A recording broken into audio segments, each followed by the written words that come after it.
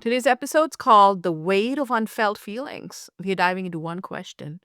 What if the extra weight we've been fighting isn't just calories, but unprocessed pain? Stick with me. We're not talking about diet tips, no before and after photos, just ancient wisdom, a little bit of science, stories, and a path forward that starts with safety and not scales. Hello, everyone. Namaste. My name is Monica Groover, and welcome to Vedic Arts, the show where we talk about modern problems and their solution through the ancient lens of Vedic knowledge. As you know, I'm a Ayurveda practitioner for almost 2 decades, so I see a lot of people. One very interesting observation that I've seen after seeing thousands of clients over the last almost 2 decades is that whenever there's a detoxification or a weight loss or body lets go of something, there's a mental component, there's an emotional component of unfelt feelings, of emotions that have not been processed that are part of that as well. So, the underlying theory is that when we are protecting ourselves from these unfelt emotions, things that we do not process, we start to gain weight. So, weight gain is never about the weight, and it's definitely never about food that we're eating. There's a lot more layers to it, of course. There's the genetic, there's habits, there's lifestyle. Yes, we are not negating that. You're just saying there's one more layer. Clients, they're storing emotion. For example, if someone does a liver detox, they might end up releasing a lot of anger. Somebody does a kidney detox, they might end up releasing fear. They may see dreams in which they're, someone who is carrying a lot of grief, their lungs may be affected and so on. So, what about weight gain? Picture this. I'm sitting with my friend Sarah. She's 38. She's smart. She's hilarious. She's stuck at the same 40 pounds for a decade. She's tried everything keto, HIIT, fasting apps, nothing moves. One night over tea, she says, "So what if my body is protecting me? Like, what if this weight is armor?" And I stop because I've heard this thing before from therapists, from veterans with PTSD, from the famous ACE study that I'll tell you about in a minute. I got into Ayurveda because I had a problem keeping off weight. I'm a Kapha woman. I gain weight easily and it's hard to take it off. Decades ago in the 90s, I got interested in Ayurveda. So I tried many, many diets. I would lose the weight, it would come back, lose the weight, come back. And that's how I got into Ayurveda. And frankly, many people who get into different kind of fields, for example, how many psychologists or psychotherapists or even psychiatrists have mental health issues? A lot of them. So it's what attracted me to it. Anyway, Ayurveda did help me for many, many years. And then I reached my perimenopausal stage and it all went to dogs. Ayurveda was not helping me. I gained a lot of weight. And in the last 1 year or so, I've been on a weight loss journey. And believe it or not, it is the working on my mental health and working on my vata, as Ayurveda practitioners would say, that has actually helped me lose some weight and gain some balance. Certainly not no before or after pictures, but it's just been a journey and so much emotions from childhood and all the stuff from perimenopause that I went through came up. And it also reminds me different parts of a body, wherever we are storing emotions, start to protect us. So, what is this ACE study? So, ACE stands for Adverse Childhood Experiences Study, or the ACE study. Basically, people who study trauma and emotions in childhood, these researchers asked how many tough things happen to kids before age 18. I mean, it could be anything. It could be emotional neglect, physical neglect, divorce, parents. And they took it and they scored it from 0 to 10.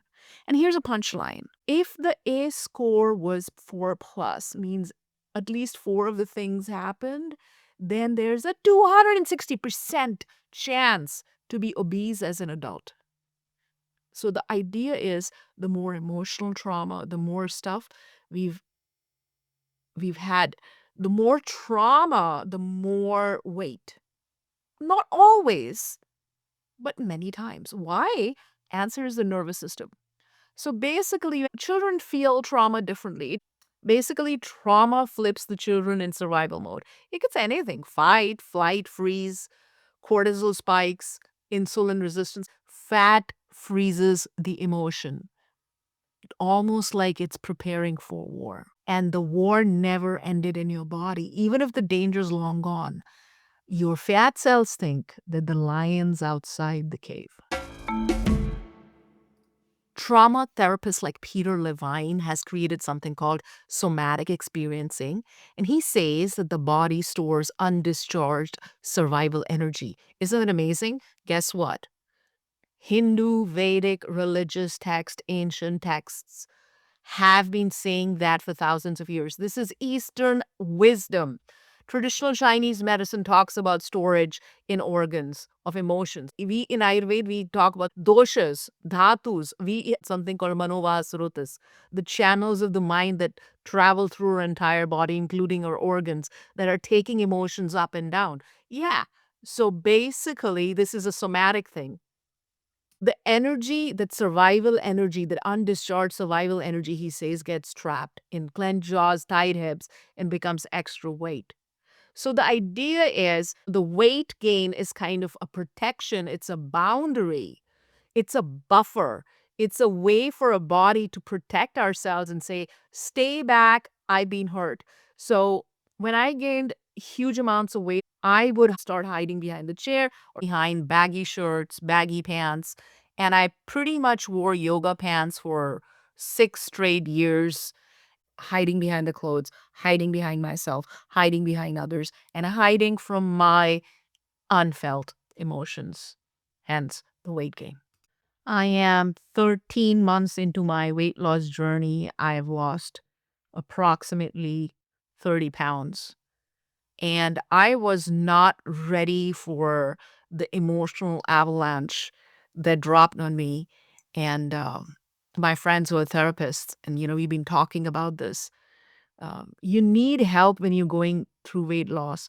To You need your friends and community to talk about stuff, your emotional stuff that's going to come out. Because if you don't, the weight's going to creep back in. Because that's tied to the good habits.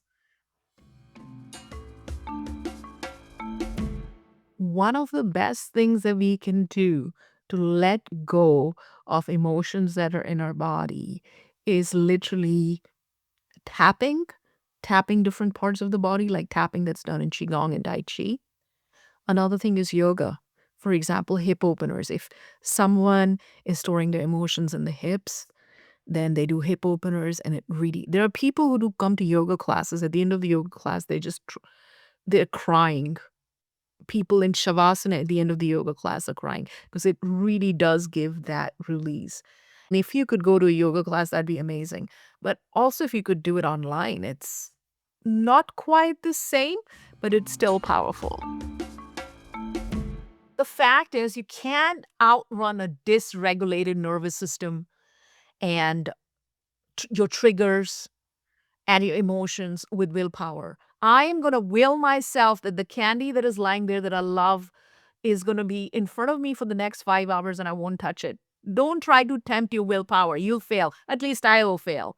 But the idea is we can retrain it. And that's what my journey has been, is to lose weight in my mind before I started losing weight in my body. And I'm still on my weight loss journey, but I think I feel pretty good for losing 30 pounds. So these tools, number one, Qigong, Vata pacification, because when Vata is not pacified, even in a big person, so actually making food with ghee pacifies whole grains, and eat a very small amount of whole grains, but it's whole grain with ghee that pacifies the Vata. Doing some head massage and foot massage with oil, again to pacify the Vata. Eating cooked foods pacify the Vata, because when Vata is out of balance, the appetite is also out of balance. Another thing is there's a vagus nerve that connects the mind to the stomach, is doing humming. Literally, if you don't want to do Om, that's okay. When I feel like eating, then I'm like really craving something, and you don't even want to know about sweet cravings and evening cravings. I drink water, or I'll have herbal tea, or I will chant and humming. This is rest and digest parasympathetic nervous system. And I started showing this to my other clients, and they say this helped also. You just ask yourself, are you really hungry or you just want to eat your emotions? In my case, 5 times out of 10, I want to eat my emotions. So the other 5 times, once you've asked yourself that, hey, are you trying to eat your emotions or are you really hungry? Drink that tea or water. Number two. So, they talk about all this trauma being released with our eyes. It's called EMDR. It basically reprocesses traumatic memories so they can stop hijacking your appetite. And EMDR stands for eye movement desensitization and reprocessing. And it's amazing and quite wonderful from what people say. It's a psychotherapy. Now, here's a beautiful thing. Eye movement therapy is part of yoga and drishti. This is thousands of years old. Our eyes store trauma, visual trauma, especially like PTSD, can be stored in our eyes. There is something called drishti, wherein you look in a dark room on a small point of light, yeah. And you keep your eyes open for a while, as long as you can. And if, emotions or visions are coming up to you, close your eyes and you let them come. You don't stop them. You force yourself to see those visions just for 5 or 10 seconds. And then you open your eyes. The third is doing shavasana and just literally listening to chanting. So lying on the back and shaking the legs and shaking the emotions out of your leg, shaking your arms, shaking, or in Tai Chi and Qigong, they had you stand and just literally shake. Shake as if literally you're dancing like the 1960s, a shake, a twist, shake, twist, something like that. It's a lot of shaking. And after that, lie down on Shavasana. That is a beautiful tension and emotion releasing exercise. And then, of course, I think I already talked about tapping on the face, tapping on the eyes, tapping on the head. And then I do not like the boxed breath. I'm sure it's great, but someone who has asthma may not be able to do it. So, no box breath, but take a breath in, hold your breath for one breath or two, and then let it out just slowly. But when you hold the breath, then you ask yourself, am I really hungry? Inhale. Now, when you're holding your breath, ask yourself, are you really hungry? Now, exhale. Answer will come to you. Your inner voice will talk to you. Do that and see what happens to your cravings. You can also start a journal. What does weight protect me from? Don't censor. Talk about your triggers. And honestly, you want to go to a therapist if you need to. But we are really talking about, ancient tips from yoga, from Vedic, and so on. And honestly, one thing that really helps me personally is reading Bhagavad Gita. But I think Bhagavad Gita can help anybody because there's so much help there. Disclaimer, I'm not a therapist, I'm not a psychologist. In fact, this is all knowledge from the ancient texts of Ayurveda, Hinduism, and yoga.